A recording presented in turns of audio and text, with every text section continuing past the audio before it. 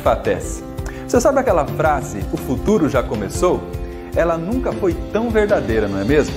Isso porque a gente está vivendo em tempos de grandes transformações em todas as áreas da nossa vida. São novas formas de trabalhar e de empreender, novos jeitos de se relacionar e, é claro, novas maneiras de ensinar e aprender.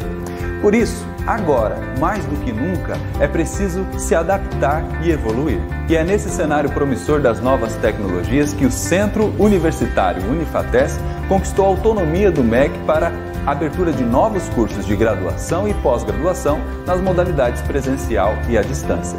Agora, a instituição dá um novo passo rumo à sua expansão e ao seu objetivo de levar a educação superior de qualidade para todo o Brasil. A Unifatece está ampliando constantemente a oferta de cursos, sua rede de polos parceiros e consultores educacionais espalhados por todo o Brasil.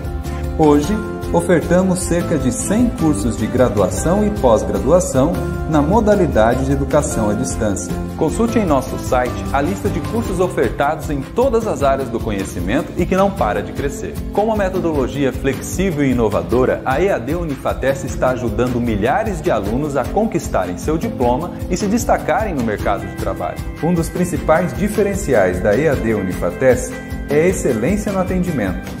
Temos uma equipe multidisciplinar composta por profissionais de diversos departamentos que dão suporte e apoio aos nossos alunos e polos parceiros.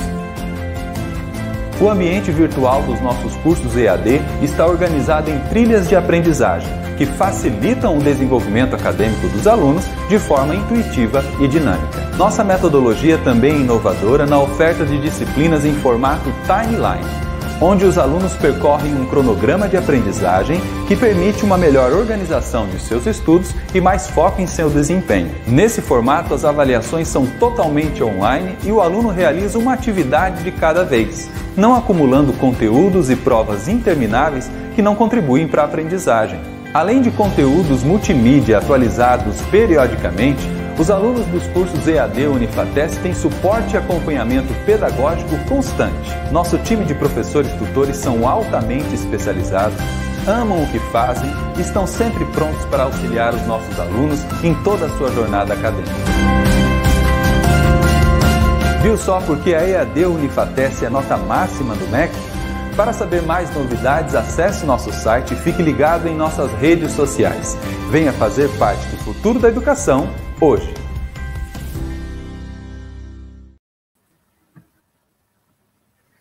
Olá, caros alunos, boa noite a todos. Aqui quem fala é a professora Natália. Quero desejar uma boa aula de revisão. Estamos aqui com vários cursos da área da saúde. E aqui ao meu lado temos a professora Gislaine, professora mestre da disciplina de Anatomia Humana, e hoje ela vai dar uma aula de revisão a todos vocês. Professora Gislaine, muito obrigada mais uma vez pela disponibilidade e pela brilhante desempenho nessa disciplina. Eu vou deixar com você essa aula de anatomia. Boa aula a todos. Boa noite, alunos. Bom, como a Natália disse, hoje nós estamos aqui para dar início a uma aula breve de revisão, tá? Para englobar, de uma forma geral, todos os temas da unidade de vocês, para que vocês possam ter um bom aproveitamento nessa atividade avaliativa que vocês terão posteriormente, né? Então, a gente vai dar início agora, começando a falar a respeito de sistema esquelético, tá bom? Então, eu vou passando alguns slides aqui, tá? Porque está na sequência dos slides da aula que eu ministrei para vocês. Então, nós vamos falar a respeito do sistema esquelético. Como eu mencionei, bom, o sistema esquelético ele possui diversas funções, como suporte, sustentação e proteção de estruturas que são extremamente delicadas do nosso corpo, tá? Então, os ossos, eles são compostos, né, por um tecido que nós chamamos de tecido compacto e um tecido esponjoso, tá bom? Esse tecido compacto, ele está sempre mais nas extremidades dos ossos, na periferia, enquanto a parte do osso esponjoso é cheio de furinhos e está mais na parte central dos ossos. tá? E aqui nessa imagem eu estou representando para vocês um osso longo. Os ossos longos, eles têm uma estrutura um pouco diferente dos demais ossos, tá? Então, os ossos longos, nós consideramos que eles têm epífises, duas epífises. A epífise proximal, sendo a proximal próxima ao local onde esse osso está fixado, onde ele tem origem, e a epífise distal, tá bom? Aqui, toda essa região que nós chamamos de diáfase, tá? É o corpo do osso, é o osso propriamente dito, tá bom? Então, no centro nós temos a diáfase. Envolvendo o osso, nós temos o periósteo, tá? O periósteo, ele é responsável por fornecer ali, por irrigar esse osso com vasos sanguíneos e por promover o crescimento do osso em espessura.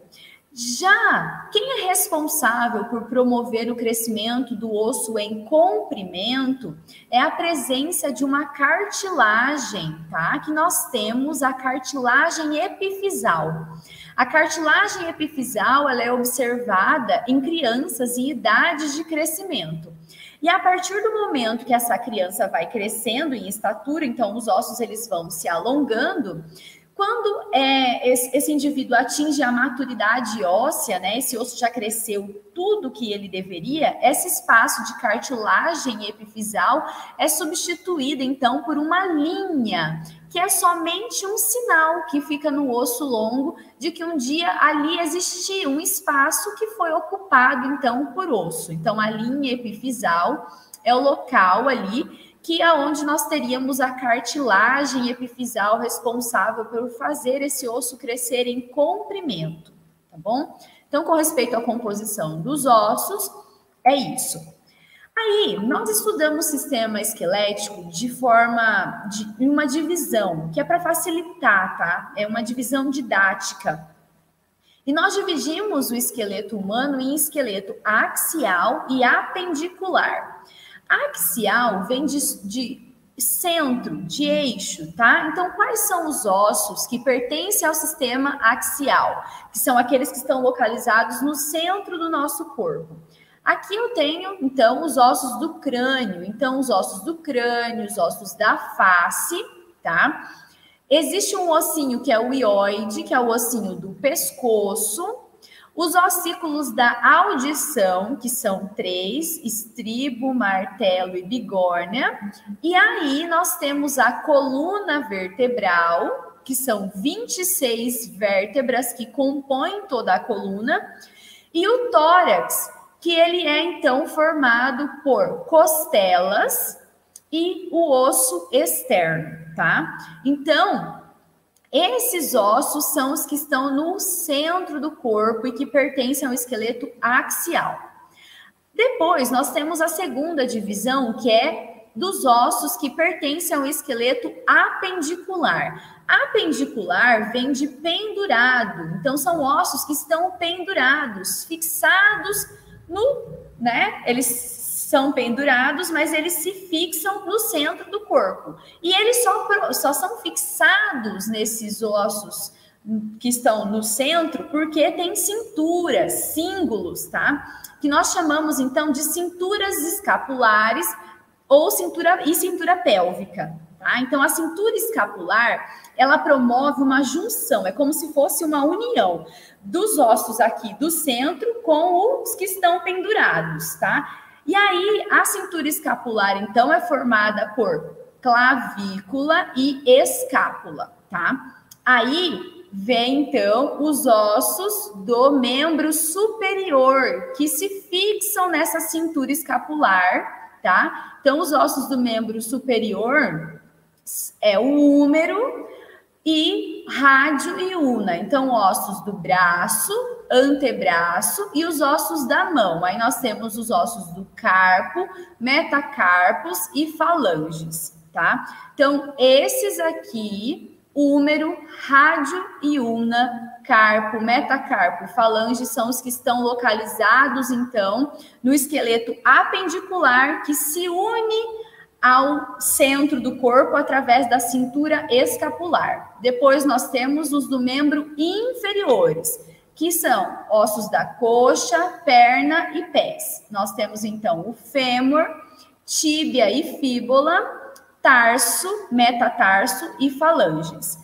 Esses ossos dos membros inferiores, tá, se unem aos ossos do centro do corpo através de uma junção que é a cintura pélvica, tá? A cintura pélvica, então, fixa, une, tá? Esqueleto apendicular ao esqueleto axial, tá bom?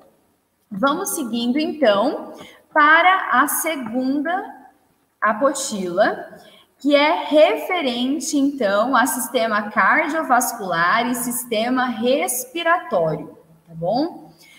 A respeito do sistema cardiovascular, na semana passada eu dei uma aula um pouco mais detalhada para vocês, então nós vamos revisar alguns conceitos básicos de cardiovascular. Considerando que o transporte que a função desse sistema é promover transporte, regulação de temperatura corporal e realizar a proteção, tá, do nosso organismo através de transportar através do sangue células como leucócitos, tá, conter plaquetas, e também promover o transporte de oxigênio e de resíduos metabólicos, nós iremos, então, agora falar a respeito do coração propriamente dito, tá? Porque lembrem que quando nós falamos de cardiovascular, nós temos 3 componentes básicos desse sistema, que é o sangue, o coração, tá? E os vasos sanguíneos. Então, agora falando do coração, o coração ele está localizado no mediastino, que é um espaço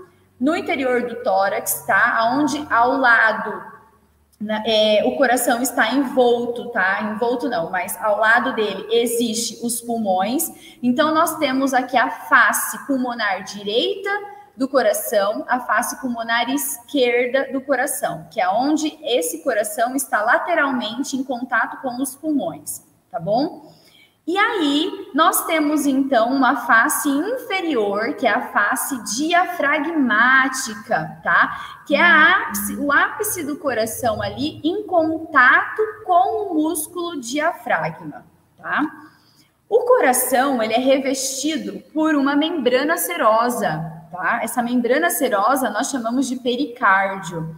Essa membrana, ela tem função de proteger o coração para redução de atrito do coração quando ele está se movimentando, né, fazendo os movimentos, para que o coração não sofra atrito com outras estruturas que ele está em contato. Então, lateralmente, ele está em contato com os pulmões, anteriormente, ele está em contato com os ossos que formam o tórax, então, externo e costelas, tá? E inferiormente, nós temos o músculo diafragma. Então, são muitas estruturas próximas e ele precisa de uma proteção para redução de atrito. Então, nós temos o pericárdio fazendo essa função. Essa membrana serosa, tá, o pericárdio, ele tem 2 lâminas. A lâmina externa, tá, nós chamamos de lâmina parietal ou pericárdio parietal. Essa lâmina parietal, ela está em contato direto com os pulmões, com o diafragma e com os ossos da caixa torácica. A segunda lâmina do pericárdio é a visceral. Essa lâmina ela é mais interna e ela sim está em contato direto com o coração, tá bom? O coração, ele é formado por 3 paredes, tá? Então, nós temos uma parede interna, tá bom? Essa parede interna aqui, olha, vocês observam aqui também, nesse corte sagital, nesse transverso, onde nós temos o endocárdio. O endocárdio é uma lâmina mais fina, tá? E é a parede interna. O sangue, quando entra pelo coração, ele está em contato direto com essa parede aqui, do endocárdio. Essa parede secundária aqui, que é a intermediária e ela é a mais espessa, é o miocárdio, que é o músculo cardíaco propriamente dito, tá? E a terceira lâmina é a lâmina externa, que nós chamamos de epicárdio, tá? Então, o epicárdio, ele já faz parte, tá? Dessa membrana serosa que nós chamamos de pericárdio, tudo bem? Então, endocárdio, miocárdio e epicárdio são as 3 camadas do coração. Bom, vamos para a próxima.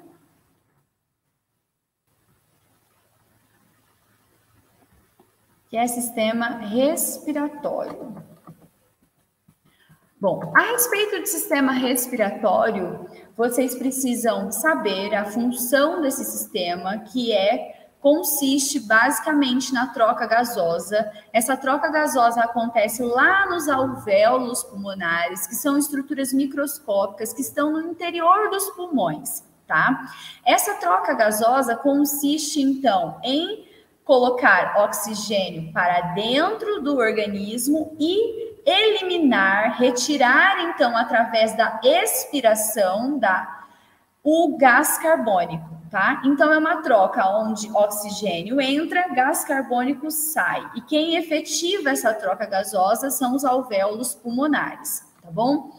As estruturas que pertencem ao sistema respiratório é o nariz, a primeira estrutura, tá? E o nariz, ele é visivelmente, tá, externo. Nós temos, então, o nariz externo localizado no centro da face e o nariz interno, tá bom? Então, bem aqui na região inicial, tá? A primeira porção, nós temos o vestíbulo nasal das 2 narinas direitas e esquerdas. A partir do vestíbulo nasal, nós já temos, então, entramos na parte de nariz interno, que é a cavidade nasal. Lá na cavidade nasal, nós temos 3 conchas, que são essas ondulaçõezinhas aqui, tá? Essas conchas, nós chamamos de concha nasal superior, concha nasal média e concha nasal inferior, tá?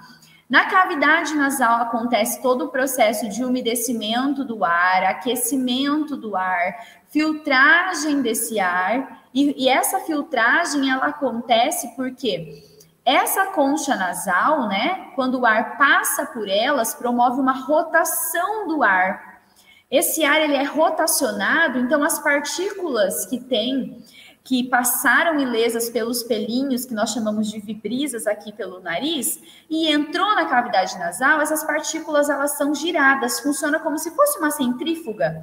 E essas partículas, então, rotacionadas, são aderidas à mucosa presente no interior da cavidade nasal, então.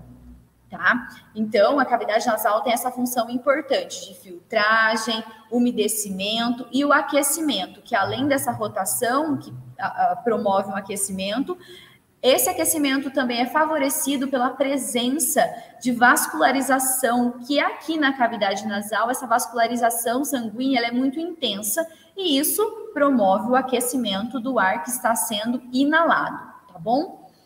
Depois, nós temos aqui no final da cavidade nasal uma região que vai afunilando um pouquinho, que nós delimitamos e chamamos de coano. O coano vai separar o que é cavidade nasal do que é faringe, tá bom? E aí, a faringe, nós temos 3 divisões, tá?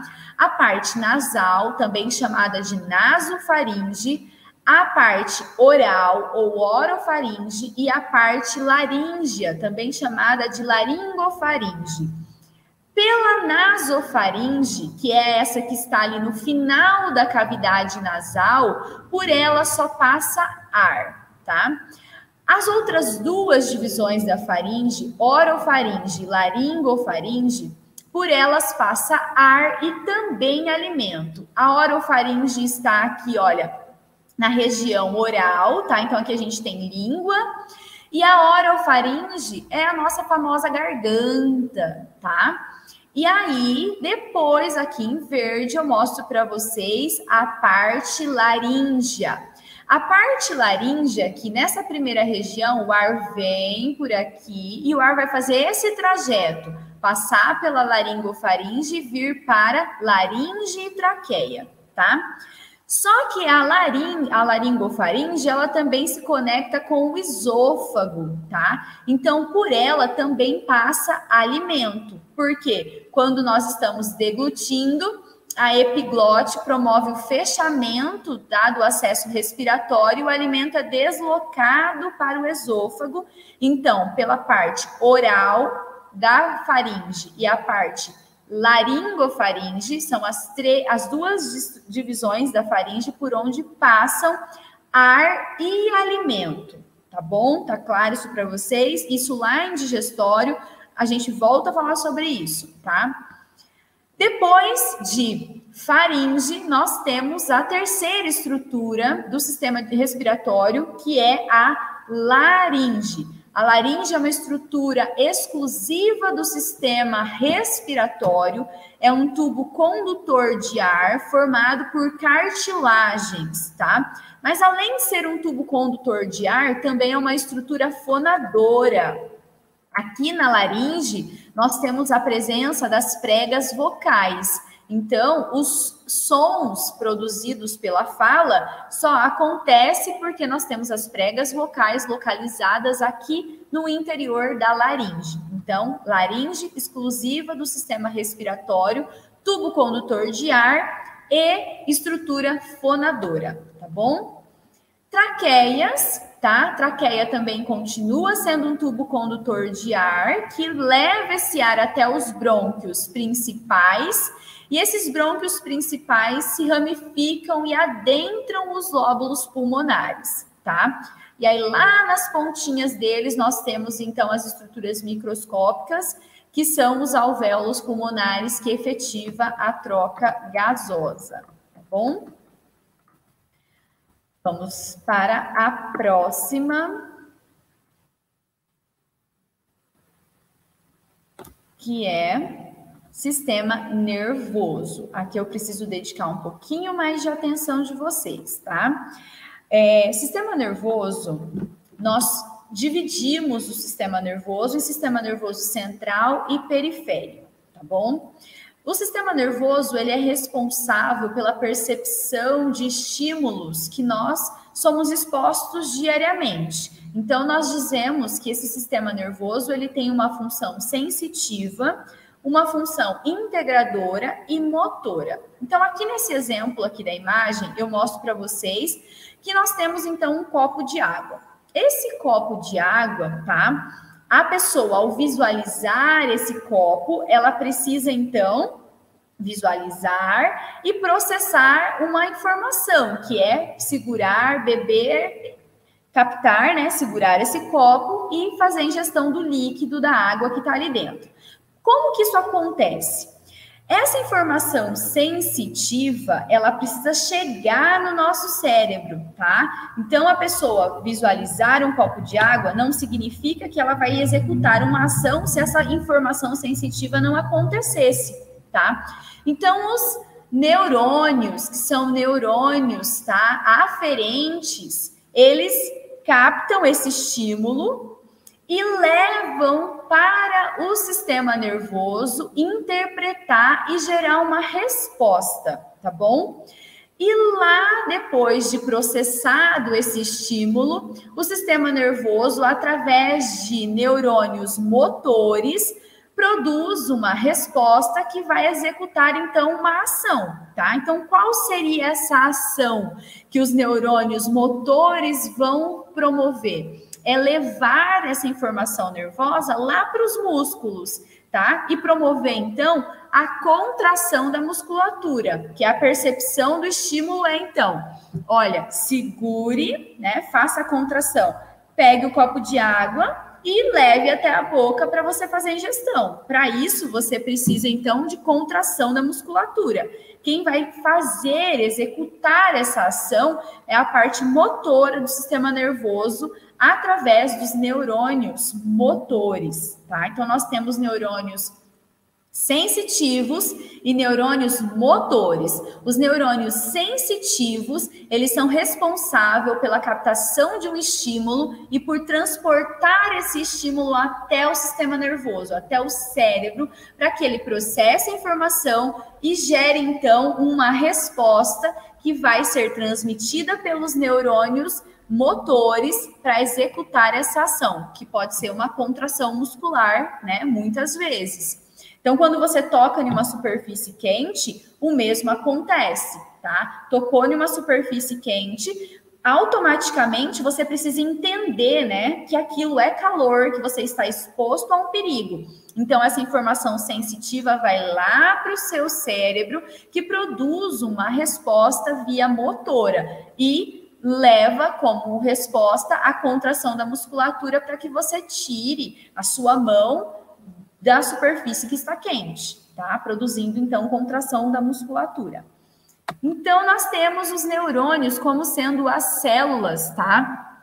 Responsáveis, as células que formam esse sistema, tá? Tão importante, responsável pela captação desses sinais, tá? E nós temos a classificação dos neurônios. Todos os neurônios são formados por um corpo celular, tá? Que é onde nós temos lá, nesse corpo, o núcleo com a informação genética. Saindo desse corpo celular, nós temos os dendritos, que são prolongamentos, e esses prolongamentos promovem conexões com outros neurônios, tá? E depois, aqui na outra extremidade, nós temos os axônios, tá bom? Por esse axônio passa o estímulo. Então, de um neurônio aqui de cima, por exemplo, fictício ilustratório, vem um estímulo que chega nesse dendrito, que passa pelo corpo celular, chega no axônio. Esse impulso nervoso percorre todo o axônio, chegando aqui na região de axônios terminais, aonde acontece a comunicação entre um neurônio e outro, que é através, então, dessa conexão nervosa num espaço que nós chamamos de sinapses, tá? As sinapses acontece, então, liberação de neurotransmissores, onde o neurônio se comunica com o outro, tá? Promovendo, então, estímulos entre eles.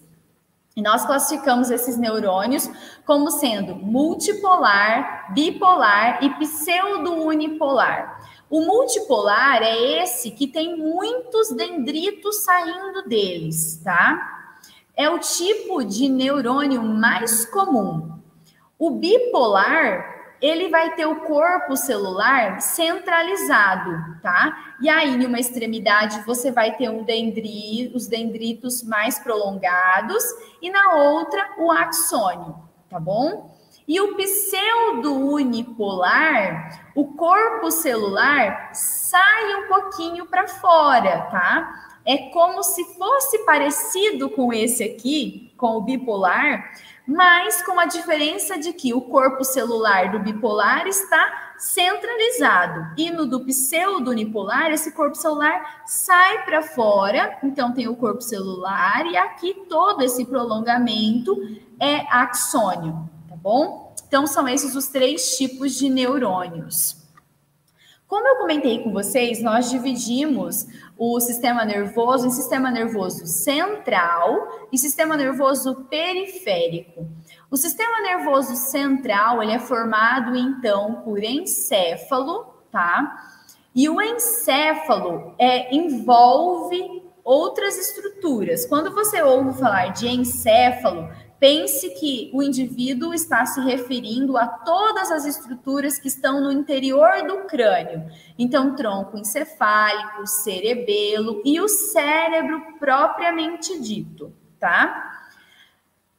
A segunda estrutura que faz parte do sistema nervoso central, né, que nós dividimos os que estão no interior do crânio, que é o encéfalo, e os que saem do crânio, mas que ainda pertence ao sistema nervoso central, que é a medula espinal. A medula espinal é como se fosse um grande prolongamento. Ela sai aqui, olha, da base do crânio, ela se distende aqui do tronco encefálico do tronco encefálico se prolonga, então, toda a medula espinal e ela fica revestida, porque ela passa ali por um espaço no interior das vértebras, tá? Então, a coluna vertebral que nós temos são ossos importantes que protegem a medula espinal, tá bom?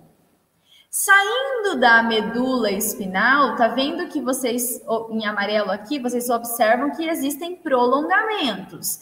Esses prolongamentos que partem da medula espinal pertencem ao sistema nervoso periférico e são, então, os nervos, tá? As inervações periféricas. E nós temos os nervos cranianos e os nervos espinais. Os cranianos estão saindo aqui, olha, da base do tronco encefálico, tá?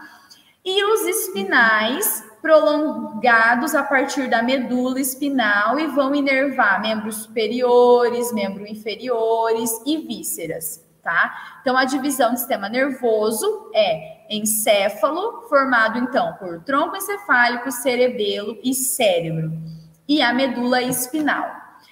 Enquanto o sistema nervoso periférico pertence a eles os nervos cranianos e os espinais, tá bom? Bom, aqui, a partir de agora, nós entramos nas estruturas que pertencem ao encéfalo, que é o tronco encefálico, o cerebelo e o cérebro. O cérebro é toda essa região aqui, formada por esses giros, tá? Esses giros e sulcos, essas ondulaçõezinhas. Isso é o que vocês conhecem como cérebro. Mas o cérebro ele é dividido em diencéfalo e telencéfalo, tá? Então, essa divisão do diencéfalo e telencéfalo pertencem ao cérebro, que é essa estrutura aqui, onde nós temos os giros e sulcos e essa regiãozinha aqui do meio também, tá? O cerebelo, ele tem aspecto de couve-flor, parece uma árvore, tá? Ele é responsável por toda a parte motora do nosso corpo, tá? Então, o cerebelo é uma estrutura muito importante. E o tronco encefálico, nós temos aqui as 3 divisões do tronco: mesencéfalo, ponte e bulbo, tá bom?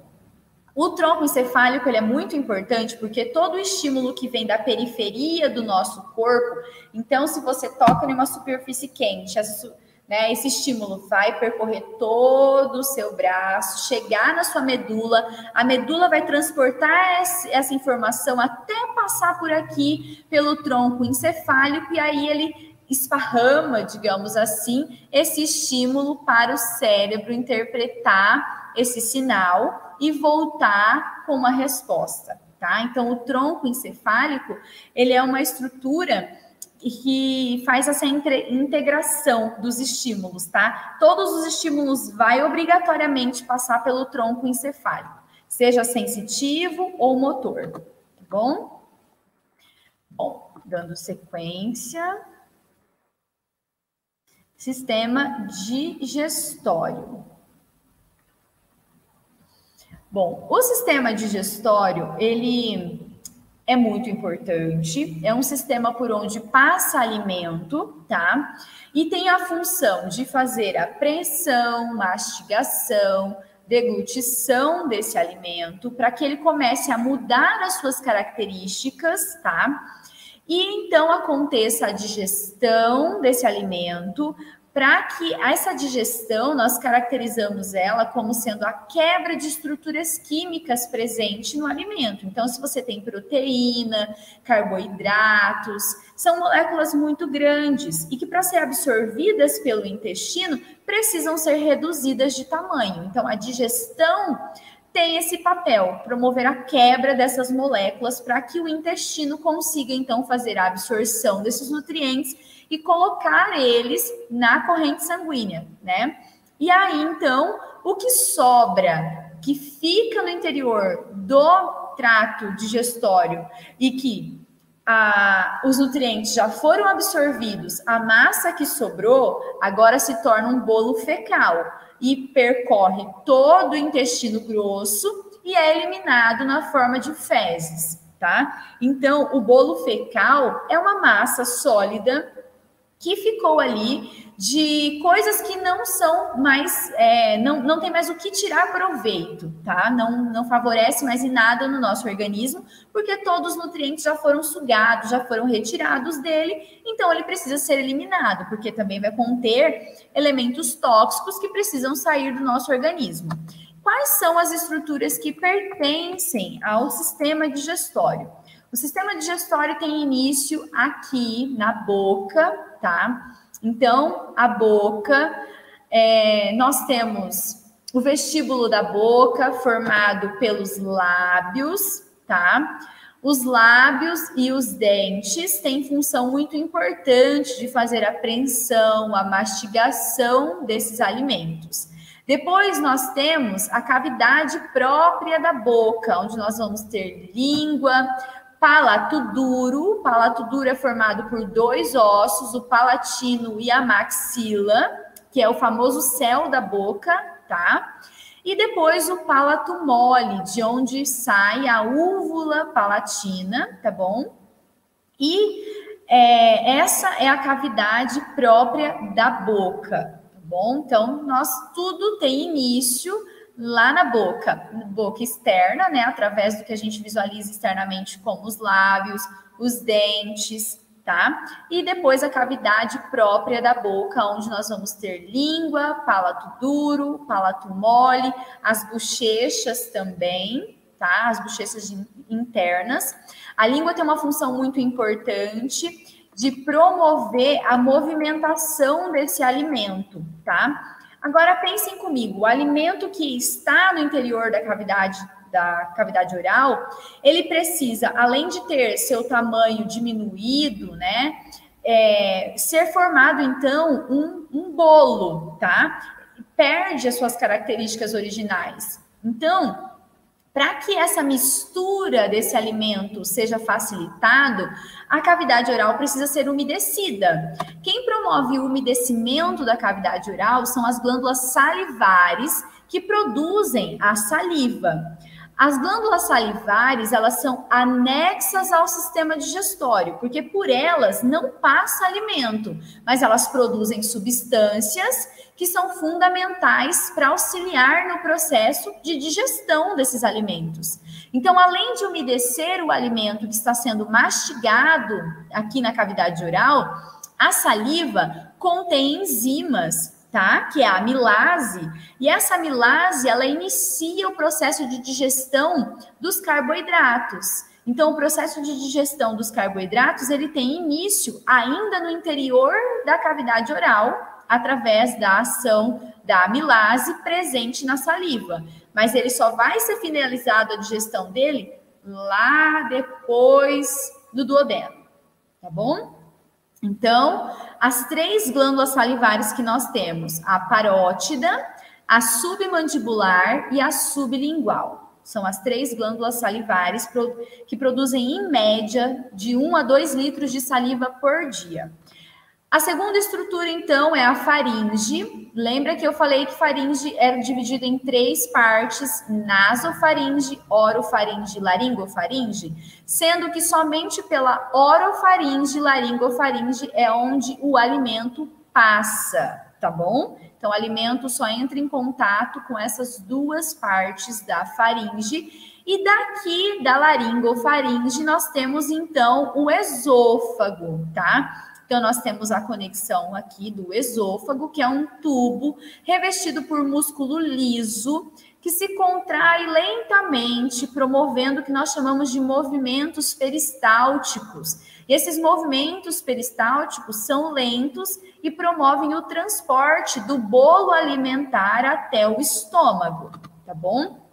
Chegando no estômago, que é a estrutura responsável por fazer grande parte da digestão desse bolo alimentar, o estômago ele é formado, então, por uma porção aqui inicial, que nós chamamos de cárdia, tá?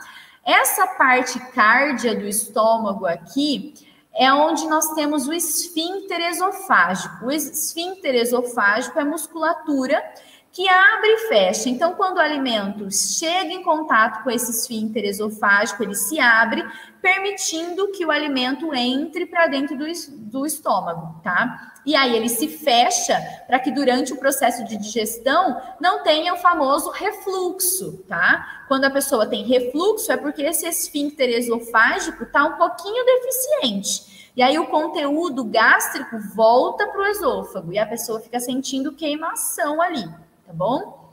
Então, porção cárdia, presença do esfíncter esofágico, tá bom? O estômago ele é tão dividido em fundo. Esse fundo é a parte de curvatura superior do estômago. O corpo do estômago é toda essa parte central aqui, tá? Onde acontece toda a parte de digestão desse bolo alimentar. E aí o estômago vai, então, afunilando, chegando numa parte que nós chamamos de pilórica, tá? Canal pilórica é essa porção final do estômago, onde ele fez a curvatura e se afunila um pouquinho, e no final da parte pilórica existe um outro esfíncter, que é o esfíncter pilórico. Então, o bolo alimentar que foi digerido aqui no estômago chega em contato com o canal pilórico, o esfíncter pilórico se abre, permitindo então com que esse bolo entre na parte inicial do intestino delgado, que é o duodeno, tá bom?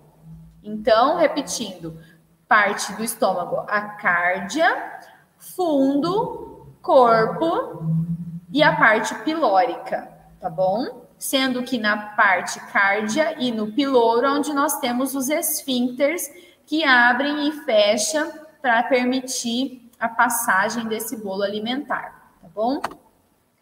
Como eu falei para vocês, o estômago, então, ele se finaliza e aí tem origem o intestino delgado, tá? O intestino delgado, a primeira parte dele aqui, que está ali no finalzinho do estômago, é o duodeno, tá? O duodeno tem aproximadamente uns 25 centímetros. E no duodeno ainda acontece a finalização da digestão de várias substâncias que são liberadas ali nesse duodeno. Então, o pâncreas produz suco pancreático, que é liberado aqui no duodeno. Então, vai terminar o processo de digestão dos carboidratos aqui, tá bom? Digestão de gorduras também vai acontecer no duodeno, porque a bile produzida pelo fígado, tá? Vai ser transportada e despejada aqui no duodeno. Então, o duodeno é a primeira parte do intestino delgado, mas ainda é responsável pela finalização da digestão dos alimentos. Depois nós temos jejuno e íleo, tá? Que é a parte final do intestino delgado. O intestino delgado, ele é responsável pela absorção de nutrientes, tá bom? Todo nutriente vai ser absorvido no intestino delgado. Depois de intestino delgado, nós temos intestino grosso, aqui nessa imagem para vocês, tá bom? Então, o intestino delgado se comunica com o grosso aqui, olha, nessa porção inicial que nós chamamos de seco, tá? O seco é a primeira região, primeira parte ali do intestino grosso, tá bom? E aí, essa comunicação, ó, o íleo, porção final do intestino delgado. Seco, porção inicial do intestino grosso. Nós vamos ter depois as divisões dos colos, tá? Nós vamos ter o colo ascendente, colo transverso, colo descendente, colo sigmoide, reto e ânus aqui no final. Então, são essas as divisões do intestino grosso, tá bom? Lembra que eu falei para vocês que glândulas salivares também são órgãos anexos, estruturas anexas ao sistema digestório? Por ela não passa alimento, mas é responsável por secretar uma enzima responsável pela digestão dos alimentos ainda na cavidade oral. Nós temos outros órgãos que também são acessórios ou considerados anexos ao sistema digestório. Esses órgãos é o fígado, tá? Responsável pela produção de bile. A bile, ela quebra gordura, ela faz digestão de gordura. Então, quando você fez uma ingesta de uma dieta, né, gordurosa, de algum alimento gorduroso, é a bile que entra em ação para quebrar essa gordura, esse ácido graxo e transformá-lo para fazer com que ele fique mais facilmente absorvido pelo intestino. Só que a bile produzida pelo fígado, ela é armazenada na vesícula biliar, tá bom? Então, fígado e vesícula biliar, órgãos anexos do sistema digestório.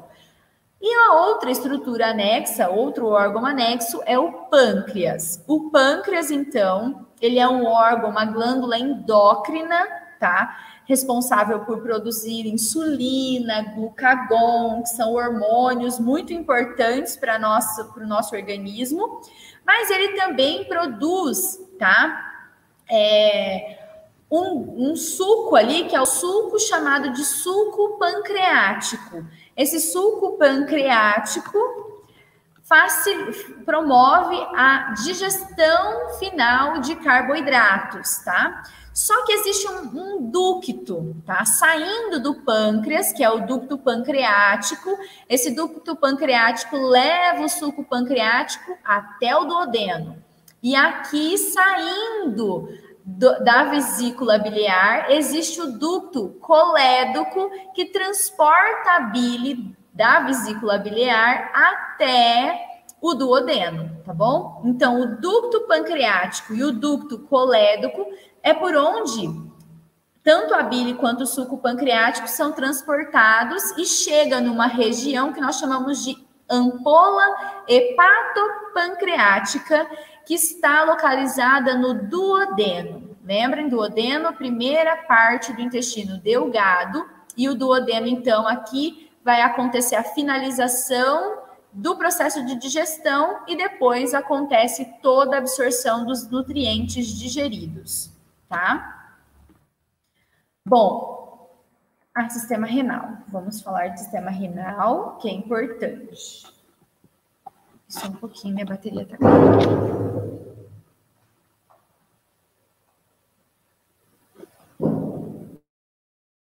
Desculpa, minha bateria estava acabando.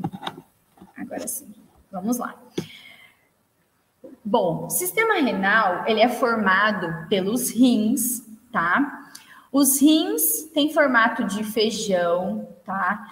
Esse rim é responsável, então, por filtragem do sangue que chega até ele, e lá no interior dos rins, tá? Acontece, então, que os rins filtrados, ao passar por eles, o sangue ao ser filtrado, ao passar pelos rins, no interior dos rins, o que é filtrado volta para a circulação sanguínea e o que fica de resíduos metabólitos presente no sangue, que chegou até os rins, vai então começar a dar origem à urina. Então, a urina, ela é formada, ela é produzida no interior dos rins, tá? Então, os rins são responsáveis por filtragem do sangue e pela produção de urina. A urina, então, ela vai ser transportada dos rins através dos ureteres, tá? Os ureteres, eles saem dos rins, transportam essa urina até a bexiga. A bexiga, então, é um órgão reservatório de urina, tá bom? A urina vai sendo armazenada no interior da bexiga e depois, quando ela atinge a sua capacidade, gera um estímulo que é a vontade de micção, a vontade de urinar. E essa urina, então, ela é eliminada através da uretra, tá? Bom, próximo tópico, sistema genital masculino e feminino, que é onde nós finalizaremos, tá bom? Sistema genital masculino, formado, então, por testículo, escroto, epidídimo, tá? Uma série de ductos, como ductos deferente, ducto ejaculatório. uretra e glândulas, tá? Glândulas seminais, prostáticas e bulbouretrais. Essas glândulas, elas são responsáveis por formar ali o sêmen, tá? Que é por onde os espermatozoides, que são as células, tá? São transportados através do sêmen. Tudo bem? Então, aqui nessa imagem, agora eu mostro para vocês, então. Nós temos aqui a próstata, tá? A próstata, ela é bem grandinha, tem tamanho ali de uma bola de golfe, digamos assim, e ela tá ao lado da uretra. A uretra passa por entre essa próstata, que é uma glândula muito importante, tá?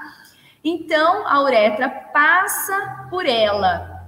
Quando o homem tem uma condição que leva a um aumento dessa próstata, tá? Que é a hiperplasia, a próstata aumenta de tamanho e fecha a uretra. Então, o homem tem dificuldade de fazer xixi, de micção, tá? Porque a próstata está aumentada de tamanho, comprimindo a uretra, tá bom? Bom, seguindo então, que a próstata é uma glândula, nós temos aqui em cima a glândula seminal, tá? A glândula seminal, a próstata, e aqui embaixo nós temos as glândulas bulbouretrais. Essas glândulas vão produzir, elas são responsáveis por produzir substâncias que vão ativar, levar os espermatozoides ao amadurecimento, fornecer nutrientes para que ele nade, tá? Para que ele consiga ser transportado ativamente pelo sêmen, tá? Ele precisa estar ativado. Então, essas glândulas produzem um meio favorável para que isso aconteça, tá? Então, elas são muito importantes. Aqui, nós temos aqui embaixo, tá? O escroto, que é onde acontece a espermogênese, o epidídimo, que fica armazenando os espermatozoides imaturos. Durante a ejaculação, os espermatozoides jovens, eles saem daqui do epidídimo, percorrem todo o ducto deferente e aí eles entram em contato aqui, ó, com glândula seminal, próstata e bulbouretral. Aí eles recebem várias substâncias que fazem com que eles se tornem células ativadas. E aí nós temos o sêmen, que promove um meio pertinente, né, para favorecer, então, o transporte e ativação dos espermatozoides até a eliminação através da ejaculação, que acontece pela uretra, tá bom? Bom, falei brevemente, e agora sistema genital feminino. Sistema genital feminino interno e externo. Interno nós temos útero e ovários, tá? Então nós temos aqui o fundo do útero, corpo do útero, tá? E colo do útero. Aqui nós temos, então, esse útero, dele sai um prolongamento, que nós chamamos de tubas uterinas, e os ovários, tá? Os ovários é o órgão responsável pelo armazenamento dos óvulos e pela liberação desses óvulos durante a ovulação, tá? Então, quando a mulher ovula, esse óvulo sai daqui dos ovários, ele é captado, então, para o interior das tubas uterinas para chegar no útero, tá? Já fecundado quando em contato com o espermatozoide, tá bom? Porque a fecundação acontece ainda nas tubas uterinas. Fecundado esse óvulo, ele se abriga aqui no útero, se fixa à parede do útero, que é o endométrio, tá bom? Então, o endométrio, ele é a parede intermediária aqui do útero e ele espessa, tá? Através da ação dos hormônios estrógeno e progesterona, ele vai engrossando, tá? O endométrio é a parede interna, não intermediária, tá? Nós temos o miométrio, que é a intermediária, e o endométrio, que é essa parede aqui interna, aonde o óvulo fecundado se fixa, e que também, caso não houve fecundação, ele vai engrossando esse endométrio, e aí depois acontece um processo de descamação desse endométrio através da menstruação, tá bom? Então, finalizado esse processo, essa aula de revisão, desejo uma boa sorte a todos vocês na prova de vocês, tá? E foi um prazer estar com vocês aqui durante esse módulo. Finalizo, então, esse módulo com vocês. Boa noite a todos e sucesso. Professora Gislaine, quero te agradecer aí por toda essa dedicação na disciplina, por essa aula de revisão, na qual a professora deu uma passada em boa parte do conteúdo, né, para eles darem uma relembrada. Lembrando que dentro do portal lá de vocês, dentro da disciplina, encontra-se os vídeos, todas essas aulas que a professora passou aqui, encontra-se lá dentro da plataforma de estudo de vocês, e tem todo o suporte através da tutoria e coordenação. Qualquer dúvida, estamos à disposição. Boa noite a todos. Mais uma vez, professora Gislaine, muito obrigada. E boa sorte a todos. Tchau, tchau, gente. Tchau.